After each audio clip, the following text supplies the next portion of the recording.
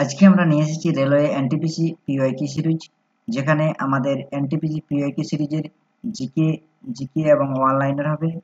এবং railway NTPC PYQ সিরিজের 3 নম্বর part নিয়ে এসেছি আমরা, 1-2 তোমরা দেখে নিতে পারো আগে। এবং জিকে এবং জিএস নিয়ে আলোচনা হবে এবং বিগত বছরের সমস্ত শিফটের প্রশ্নোত্তর নিয়ে আলোচনা হচ্ছে, যেটা আমাদের ওয়ান লাইনার হিসাবে ইউজ করছি বা ওয়ান লাইনার হিসাবে আমাদের রয়েছে, এবং যেটা খুবই গুরুত্বপূর্ণ আরআরবি এনটিপিসি এবং গ্রুপ ডির ক্ষেত্রে। আরবি এবং গ্রুপ ডি সদ্য মাত্র বেরিয়েছে এবং এলপি তে পরীক্ষা হয়ে গেছে। ঠিক আছে, তাহলে শুরু করা যাক। নাম্বার 1 প্রশ্ন রয়েছে কি 1857 সালে কে মোহামেডান এগ্লো ওরিয়েন্টেড কলেজ প্রতিষ্ঠা করেন, যা পরবর্তী ক্ষেত্রে আলিগড় মুসলিম মহাবিদ্যালয়ে পরিণত হয়? সেটা হচ্ছে স্যার সৈয়দ আহমদ খান। স্যার সৈয়দ আহমেদ খান, সঠিক উত্তর হবে স্যার সৈয়দ আহমদ খান। 2 নম্বর প্রশ্ন কি রয়েছে, কোন সংস্থা ফসলের জন্য সর্বনিম্ন সমর্থন মূল্য সুপারিশ করে থাকে? সেটা হচ্ছে সিএসিপি, সংস্থাটির নাম হচ্ছে সিএসিপি।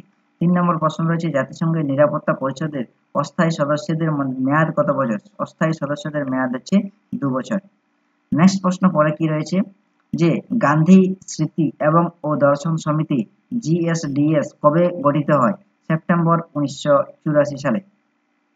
5 নম্বর প্রশ্ন রয়েছে, ভারতীয় ভূখণ্ডের সবচেয়ে দক্ষিণতম প্রান্তটি হল ড্যাশ, অর্থাৎ দক্ষিণতম প্রান্তটি হচ্ছে ইন্দ্রিয়া পয়েন্ট। ইন্দ্রিয়া পয়েন্ট আমাদের নিচে সব জায়গায় যে ইন্দ্রিয়া পয়েন্ট রয়েছে। 6 নম্বর প্রশ্ন রয়েছে, সরকারি ভাষা আইনের ধারা 3 এর মাধ্যমে ইউনিয়ন দাপ্তরিক উদ্দেশ্যে ইংরেজি ভাষা ব্যবহার করা অব্যাহত ছিল, যা 1972 সালে কার্যকর হয়েছিল। সেটা হচ্ছে কি কোন ভাষা আইন? সরকারি ভাষা আইনের মাধ্যমে, অর্থাৎ 1965 সালে সরকারি ভাষা আইন 3 এর মাধ্যমে ইউনিয়ন দপ্তরে ইংরেজি ভাষা অব্যাহত ছিল, যা 72 সালে আমাদের কি হয়েছিল? কার্যকর হয়েছিল। পরের প্রশ্ন কি রয়েছে, 2020 সাল পর্যন্ত একমাত্র ব্যক্তি যিনি 2 বার পদার্থবিজ্ঞানে নোবেল পুরস্কার পেয়েছেন, তিনি হলেন জন বার্ডিন। ব্লুটুথের উদ্ভাবক কে ছিলেন? ব্লুটুথের উদ্ভাবক ছিলেন আমাদের জাফ হাডসন। 3 নম্বর প্রশ্ন কি 9 নম্বর প্রশ্ন কি রয়েছে, দ্বিতীয় বন্দে ভারত এক্সপ্রেস দেশের মধ্যে চালু হয়েছিল? সেটা চালু হয়েছিল নয়াদিল্লি এবং কাটরার মধ্যে চালু হয়েছিল।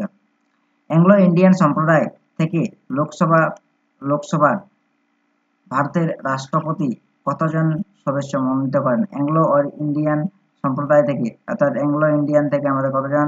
অ্যাংলো ইন্ডিয়ান থেকে আমাদের সদস্য মনোনীত হতে পারে 2 জন।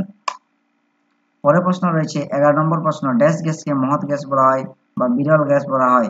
ঠিক আছে, যেটাকে বলা হয় আমাদের আর্গন। আর্গনকে বিরল গ্যাস বলা হয়, ইনার্ট গ্যাস যেটাকে বলা হয় এটাকে আমাদের। 12 নম্বর প্রশ্ন কি রয়েছে, ডিফল্ট রূপে এক্সেল এমএস 2010 এর কাজের বইতে কয়টি ওয়ার্কশিট বলে? এক্সেল এর মধ্যে কয়টি ওয়ার্কশিট রয়েছে? ওয়ার্কশিট রয়েছে আমাদের 3টি ওয়ার্কশিট রয়েছে। 13 নম্বর প্রশ্ন কি রয়েছে, বর্তমানে সংবিধানের 8ম তফসিলি কয়টি ভাষা অন্তর্ভুক্ত হয়েছে? 22টি ভাষা। 22টি ভাষা আমাদের 8ম 8 শিডিউল বা 8ম তফসিলিতে আমাদের তালিকাভুক্ত রয়েছে। 14 নম্বর প্রশ্ন রয়েছে, পারমাণবিক শক্তি উৎপাদন পাবলিক সেক্টর উদ্যোগে মধ্যে যৌথ উদ্যোগের অনুমতি দেওয়ার জন্য সংসদে পারমাণবিক শক্তি সংশোধন বিল কবে পাস হয়? 2015 সালে এই বিলটি পাস হয়েছিল। 15 নম্বর প্রশ্ন কি রয়েছে, আমাদের শরীরে চর্বি সঞ্চয়কারী টিস্যু কোনটি? চর্বি সঞ্চয়কারী টিস্যুটির নাম হলো অ্যাডিপোজ টিস্যু। পরের প্রশ্ন রয়েছে 16 নম্বর প্রশ্ন রয়েছে, পিঁপড়ের হুলে কোন অ্যাসিড থাকে? মিথাইওনিক অ্যাসিড থাকে। পিঁপড়ের হুলে কি থাকে? মিথাইওনিক অ্যাসিড থাকে। 17 নম্বর, ভারতের প্রথম ব্রিটিশ প্রেসিডেন্সি কোথায় প্রতিষ্ঠিত হয়? ব্রিটিশ প্রেসিডেন্সি প্রতিষ্ঠিত হয় সুরাটে। 18 নম্বর প্রশ্ন হচ্ছে সম্বার হ্রদ। ঠিক আছে, সম্বার হ্রদ কোথায় অবস্থিত? রাজস্থানের মধ্যে সম্বার হ্রদ অবস্থিত। 19 নম্বর প্রশ্ন রয়েছে, ভারতের সাদা বিবর্তন অর্থাৎ হোয়াইট রেভলিউশন কি? হোয়াইট রেভলিউশন কাকে বিবেচনা করা হয় বা জনককে? হোয়াইট রেভলিউশনের জনক হচ্ছে ভার্গিস কুরিয়ান। পরের প্রশ্ন 20 নম্বর প্রশ্ন রয়েছে, ট্যাক্সল কোন উদ্ভিদ থেকে আহরণ করা হয়? যেটা হচ্ছে 21 নম্বর প্রশ্ন রয়েছে, ভারতের প্রথম প্যাসেঞ্জার ট্রেন কখন চালানো হয়? 1853 সালে ভারতের প্রথম প্যাসেঞ্জার ট্রেন চালানো হয়। 22 নম্বর প্রশ্ন, ফতেপুর সিক্রি বুলন্দ দরওয়াজা আকবর ড্যাশের বিজয় উদযাপনের জন্য নির্মাণ করেছিল?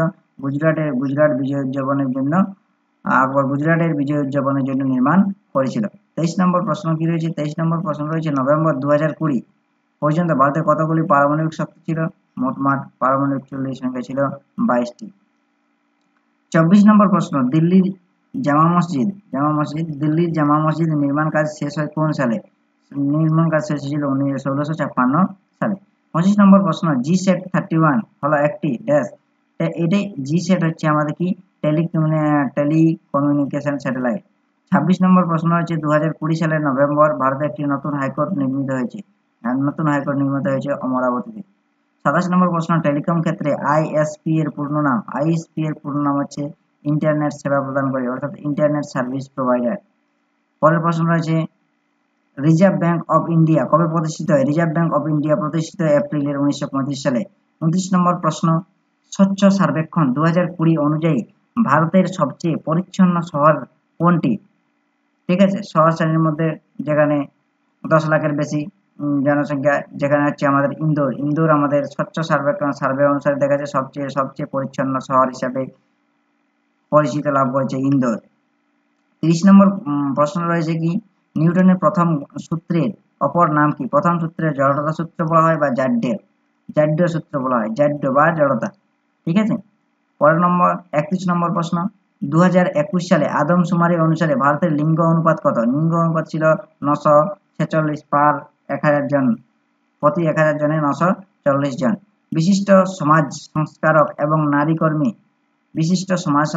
এবং নারী শিক্ষাকর্মী পণ্ডিতা রমাবাই সরস্বতী ড্যাশ এর একজন মহান পণ্ডিত ছিলেন। কোন বিষয়ে মহান পণ্ডিত ছিলেন? তিনি একজন সংস্কৃত বিভাগের মহান পণ্ডিত ছিলেন।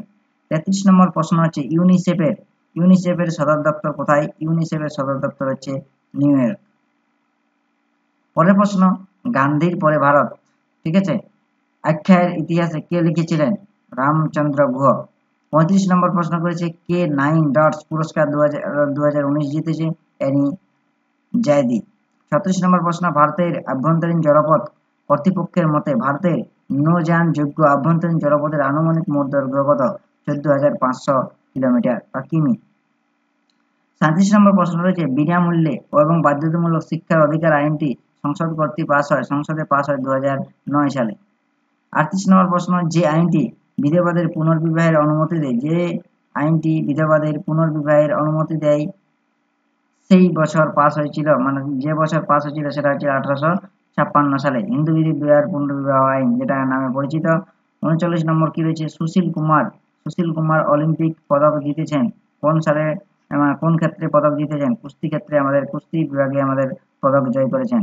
লাস্ট প্রশ্ন আমাদের কি রয়েছে, ভারতের প্রজেক্ট টাইগার চালু হয় 1973 সালে।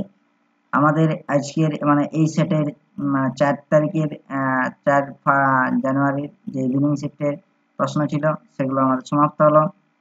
ঠিক আছে, দেখা হচ্ছে পরের ভিডিওতে। Thank you.